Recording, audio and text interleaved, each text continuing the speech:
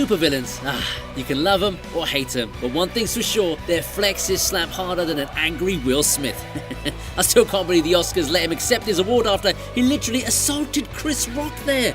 But hey, look, I'm not trying to take sides or anything, I'm just here for the memes, so more power to Will and Chris because they're officially our new Batman and Robin. Speaking of powers, I know you really loved my top 10 Supervillain Power Demonstrations video, the link's in the description for that, so I'm going to do you some fan service today with Volume 2.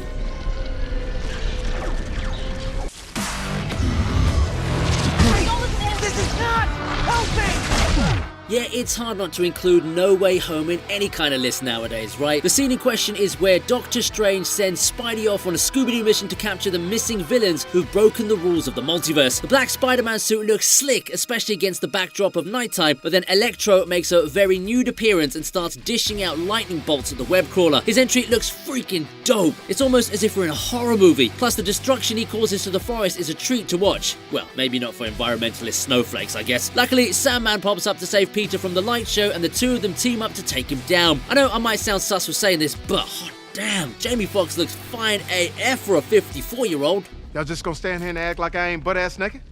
I am. No.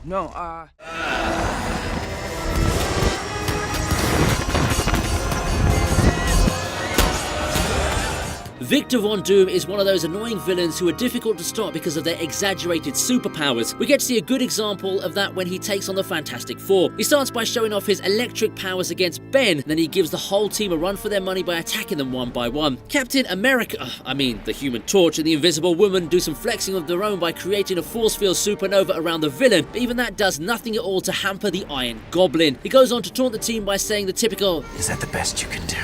But luckily, Reed Richards and the Thing use the power of science to freeze him using a fire hydrant. You know a villain means serious business if it takes 4 superheroes to bring him down.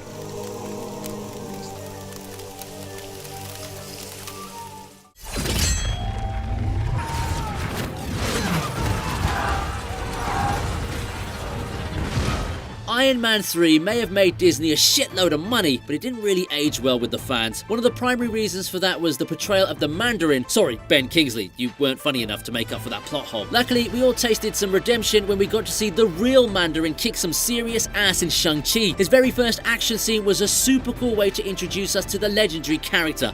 He wins a whole war single-handedly. Of course, he shows off the power of the rings by blocking all the attacks coming his way and then treats us to some sick visuals as he takes down an entire army with his ring whips. It's an awesome way to establish his identity, and the creators added a nice little touch by including the fake Mandarin in the movie as well. Now that's how you make up for past mistakes. Take note, Joss Whedon.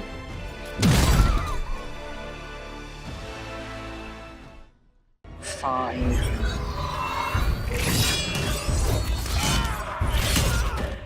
Hela is one of the most powerful villains in the MCU. I'm not ashamed to say this, but I'm weirdly attracted to her as well. Oh boy, yeah. Okay, alright, maybe that was TMI. Anyway, the scene in question is when Hela commands the entire Asgardian Legion to bow down to her, but she doesn't pull it off with the same kind of vigor as Daenerys Targaryen, so she's met with resistance. That's when she switches up to antler helmet mode and destroys everyone who comes in her way. It doesn't matter if you're a warrior on a battleship, she keeps summoning her weapons and comes out on top with minimal effort. The choreography is slick and the editing is set at the perfect pace to truly enjoy the scene. Honestly, there's nothing too fancy about Hela's powers, but man, she pulls it off with a lot of sass. Plus, let's not forget that she is the freaking goddess of death.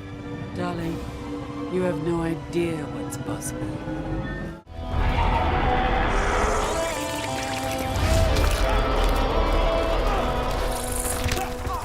Who would have thought a giant star monster could be so dangerous? After Starro's release from captivity, he breaks free from the tower and shows himself in all of his purplish pink glory. The troops start shooting at him because, well, it's a monster movie trope. Starro ain't impressed, so he decides to show them what he's capable of. He raises his tentacles and ejects a massive army of mini Starros from his armpits.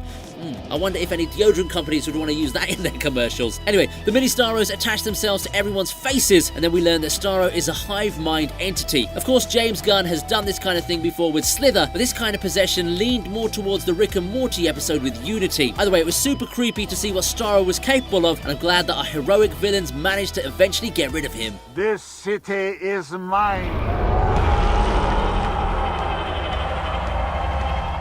No, don't shoot!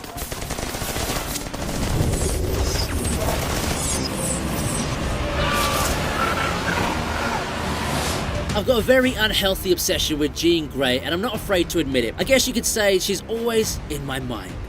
Okay, dad jokes aside, the scene is so iconic that it always finds itself in the top 5 in all my lists. Logan tries his best to convince Jean to stop with all that bloodshed, but then the stupid soldiers open fire at her as if they've got a death wish or something like that. That gives rise to the Phoenix's true powers as she stops all the bullets without even batting an eye, and then proceeds to disintegrate everything in her path while also raising the freaking ocean at the same time. The scene gives us a nice display of what the Phoenix is truly capable of, and I guess it had to be Logan to stop the uncontrollable villainess because, let's face it, the Wolverine is the face of the X-Men.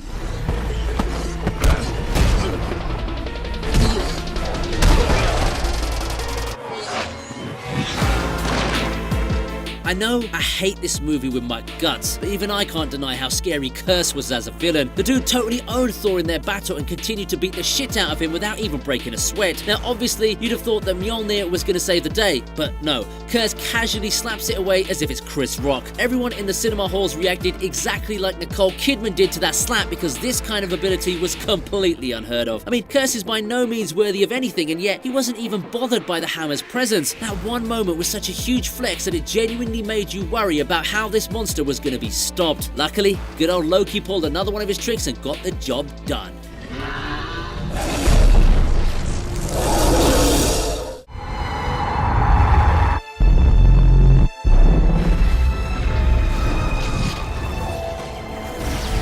Just like a lot of Star Wars fans, even I was confused by the idea to bring back Palpatine into the mix because, honestly speaking, it just looked like another one of those shameless cash grabs. But we did get to revisit his awesome lightning powers when he takes on Rey and Kylo Ren in the film's final battle. After shoving Kylo into a seemingly endless pit, Darth Sidius signals his ominous return by using his Force lightning to give us an awesome visual while also destroying the Rebellion's entire fleet. Even Poe was completely clueless about what to do, and that dude's usually a few steps ahead of everyone, just like the Robert Downey Jr. version of Sherlock Holmes. Fans of the franchise would have been expecting the worst after seeing such a powerful display, but luckily, Rey comes back to her senses and gets some overpowered blessings from the Jedis to defeat the funny-looking villain. No, seriously, Darth Sidious might be extremely powerful, but his neck looks like a bunch of old raisins.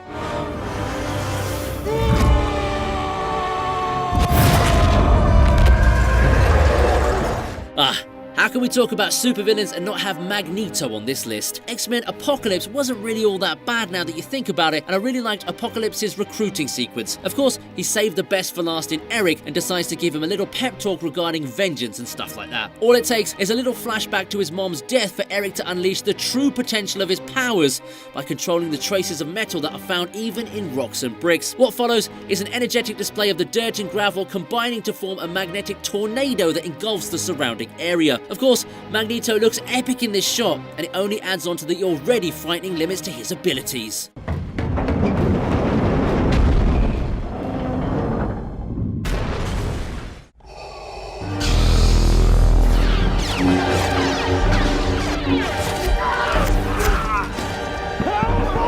Rogue One was an unexpected hit that nobody saw coming, and for good reason too. It managed to stay away from typical Star Wars cliches, and most importantly, it gave us a very angry Darth Vader. After the rebel group manages to steal the schematics to the Death Star after destroying its antennae, Anakin Skywalker gets angry and vents out his frustrations when he boards the rebel ship. He goes full space samurai mode and kills a bunch of soldiers in a fit of rage. The dude just doesn't stop with his attacks and is completely unbothered by the laser beams fired at him. He uses the Force as well, and the combination of his supernatural powers along with his lightsaber skills was an absolute treat to watch, even though he was killing all the good guys. Luckily, he doesn't get a hold of the schematics, which eventually find their way into a funny-looking CGI version of Princess Leia.